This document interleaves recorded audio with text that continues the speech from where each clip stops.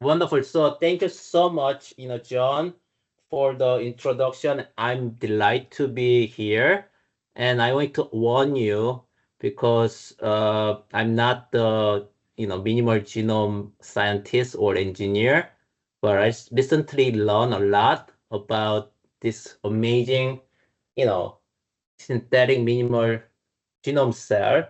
Of course, I read this paper multiple times, for many years, but I never seen the cell itself myself.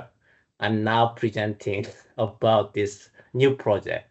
So this project is basically spear here, basically, initiate, by me, but, I got a lot of help from the Nika and John Glass, of course, and then I'm super honored to work with them. Let me see how can I going forward my slide? Is it move forward? Okay, good. So before I talk about my the work, I just want to give the conflict of interest slide. I started a company recently. I called it Moonshot Bio. Why not? My last name is Moon. I want to do something crazy, and I called it Moonshot Bio for my company name. And that's a thanks to the Bob Langer, probably the most famous engineer in history. He started a program. If you have the crazy idea, that would be your next chance. I mean, next call might be sometime spring next year. You can get some money, like $100,000 to start a company. I shamelessly asking if you are interested in joining JCBI as postdoc. And I have the multiple project you could choose from, or be more than 10 projects. So, I'm kind of shamelessly talking about. And the one benefit being in JCBI, of course, one of the reason I joined JCBI, of course, a lot of great science happening here, but this is the institute overlooking the Pacific Ocean. I never seen any institute other than JCBI overlooking the Pacific Ocean. So this is my, appealing, advertisement to join JCBI. Okay, serious, science starting now. So let me ask the question, because I'm not going to talk about much about the minimal cell, except one project we will start, in near future. But I want to ask the fundamental question to every, person here. What is really the life? And then the reason I'm asking that question is we all ask that question constantly, but we still don't know the answer. But let me start with the physical science or some other field of research, including physics and chemistry. In that field, we have so-called governing principles that basically universal and applicable to all relevant systems, including energy conservation, entropy increase, etc. But what are governing principles in biology that is unique to the all living system? That was a question I asked more than 30 years. I still wanted to find the answer. And then recently, I traveled a lot of places to give seminars. And then I asked the same question to many, many, many people, more than several hundred people, I guess. And then I got some answer, and then I collected their answer, and then these are basically 7 governing principles I collected. And of course, you may agree with me some of that, but not all of that. The number one, of course, is central dogma. That is also discussed in this workshop. Basically just the talk before me was talking about application. And second one is evolution, and then biological robustness, or you can say homeostasis, regeneration. That's mostly for the bacteria or prokaryotic system. And then reproduction, that's only for the probably eukaryotic system, and development. And then I add the one last thing called causality. causality not necessarily only unique to the biological system, but some people wanted to add causality because of this essential uh, nature, and then without causality, probably there's no meaning of life. So among those kind of 7 governing principle, I realized one important principle that is called biological robustness that is actually achieved by spending a lot of energy, such as ATP. And because, in other words, entropy always increase outside the system, in that case, our body or bacteria body, for its decrease inside the body. That's what we maintain our cell. And then if that balance is broken, we basically die or bacteria die. So this is the important thing, we constantly using energy, nutrient coming to us, and then, but still one point, that balance just broken and then we die.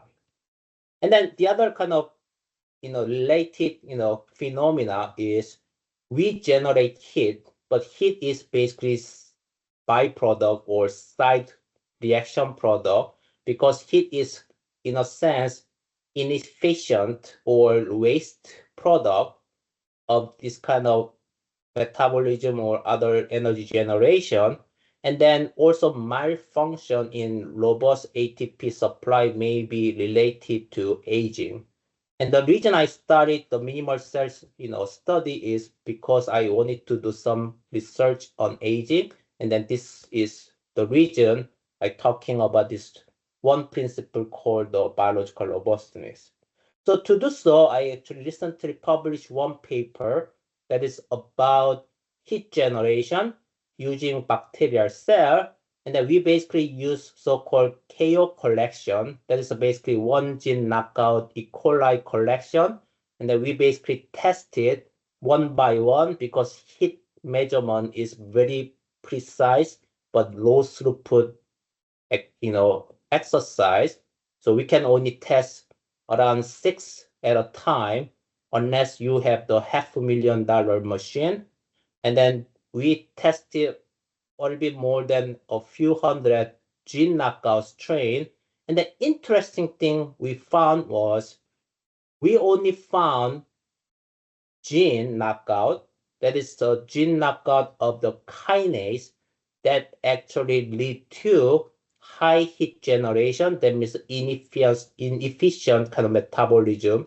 And then we found that it's because of this kinase knockout result in accumulation of ATP, and then cells do not like accumulation of ATP because they want it to go back to initial point or homeostasis, and then use ATP in a wasteful way, and then hydrolyze ATP and then generate heat, and that's the mechanism we identify to make the long story short.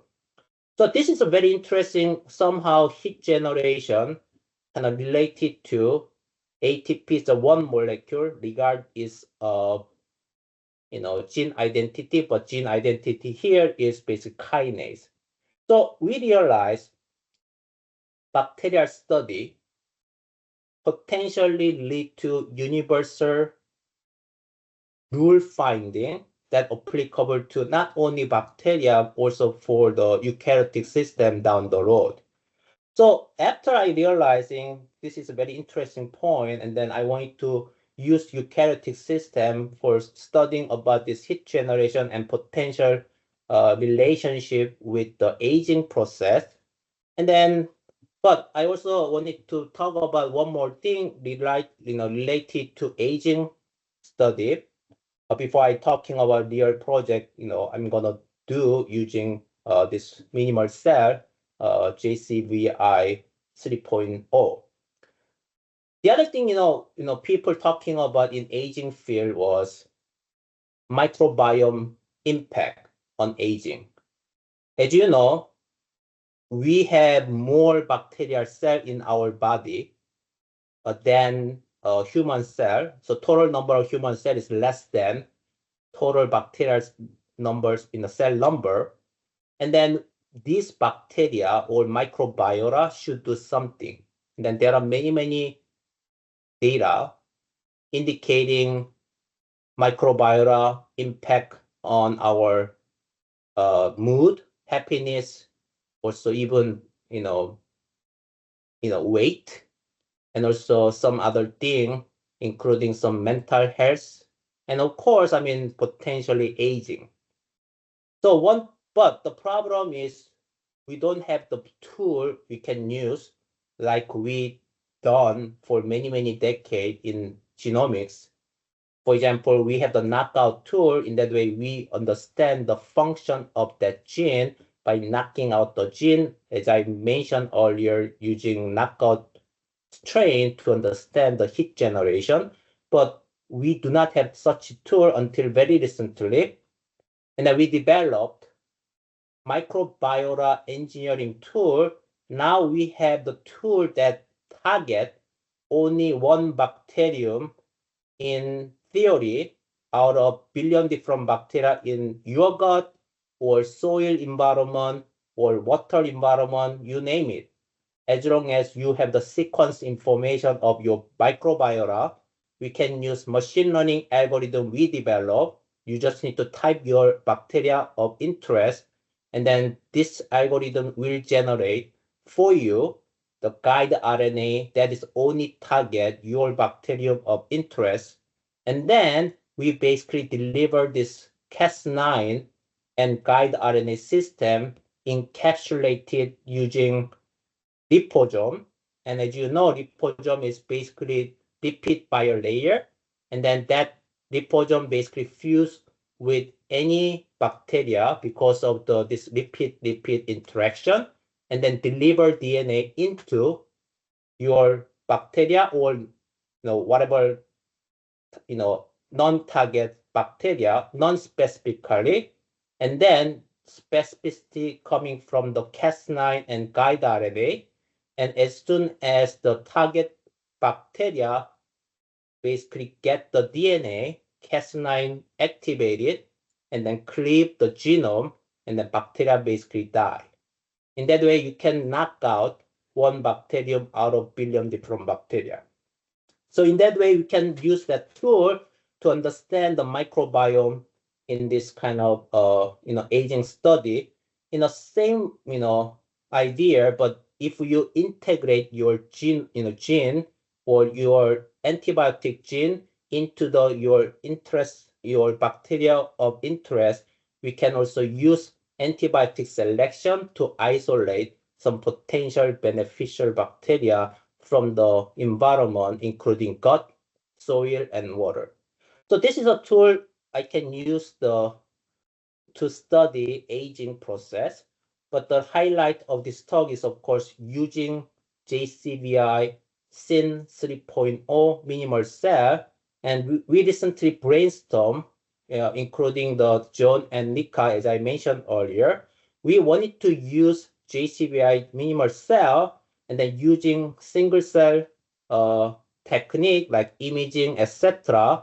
And then we will use mother machine that basically grow this 3.0 minimal cell in that mother machine. And then in that way, we can monitor and even separate this daughter cell from the mother cell.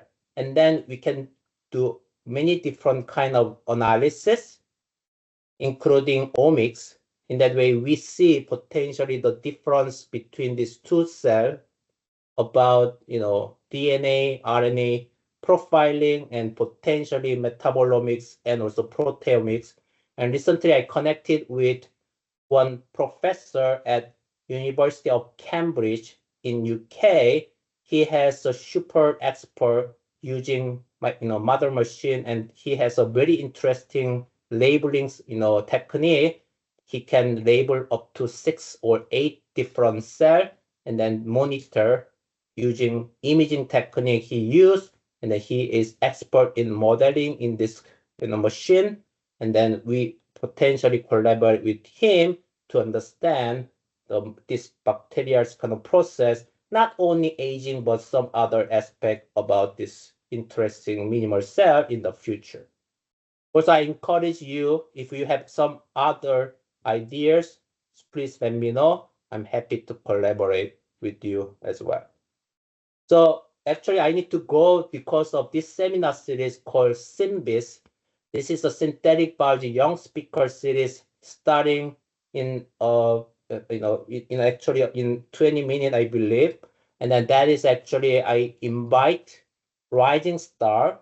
I call them rising star, but they typically level of the postdoc or junior faculty on tenure or those some senior graduate student, and then I pair them with a pioneer, including, of course, John Glass in my institute.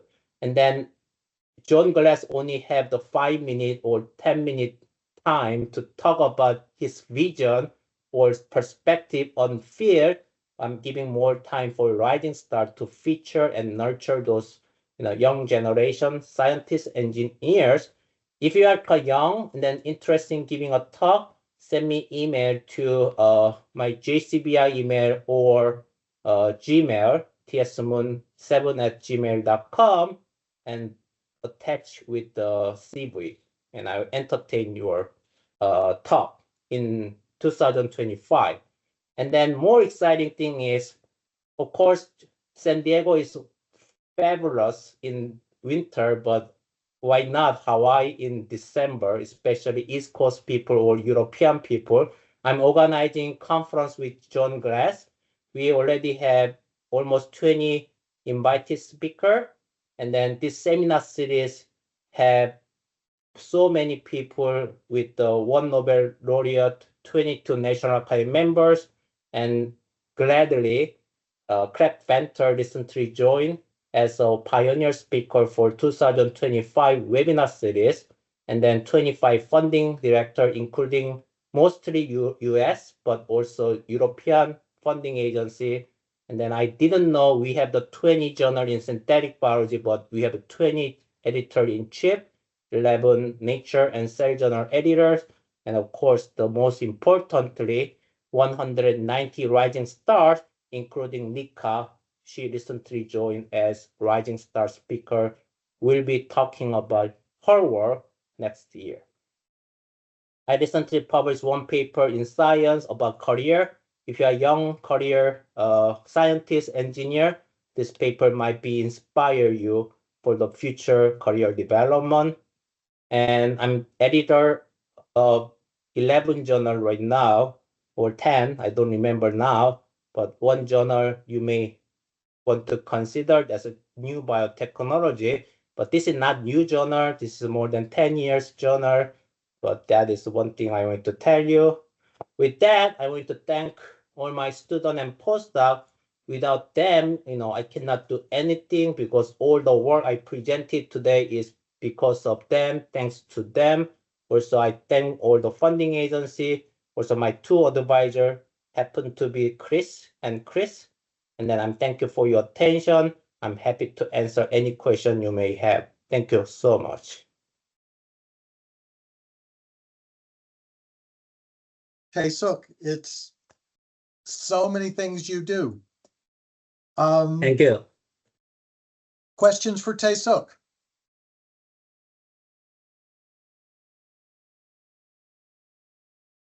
Seok. Yep. So, as we have discussed in thinking about looking at aging in SYN3 in our minimal cell and how we might do this, the idea that we might be able to attach the mother cells and separate them from daughter cells. Have you thought any about whether proteins and nucleic acids would be mixed inside this cell that seems to be just spherical and lack polarity, as opposed to or if things are going to, if older proteins are going to stay with the attached cell? Yeah, so that is actually the we also discussed, and then our hypot or my or how our hypothesis is, there are some observation. This protein, also RNA, or also all the material inside the cell, not evenly distributed when they divide. And the interesting thing I remember from the literature was somehow when mother divide into two cells, the original mother cell somehow taking bad material, bad protein and or damaged RNA, etc., rather than daughter cell taking those kind of bad one. In that way, mother sacrifice even in the bacterial system. That's fascinating to me. We thinking bacteria selfish, but still mother taking old protein, etc. That potentially lead to amazing kind of discovery in the future. And then, as I mentioned briefly earlier during my presentation, I met one professor in Cambridge, University of Cambridge in UK. He's very confident he can help us by using his amazing labeling technique and imaging technique and modeling technique using his mother machine.